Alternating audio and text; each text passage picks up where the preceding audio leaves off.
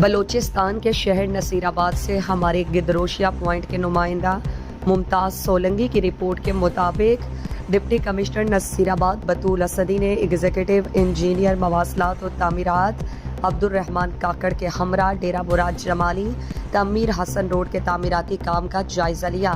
انہوں نے زیر تعمیر شرقی سول اسپتال منصوبے کا بھی معائنہ کیا۔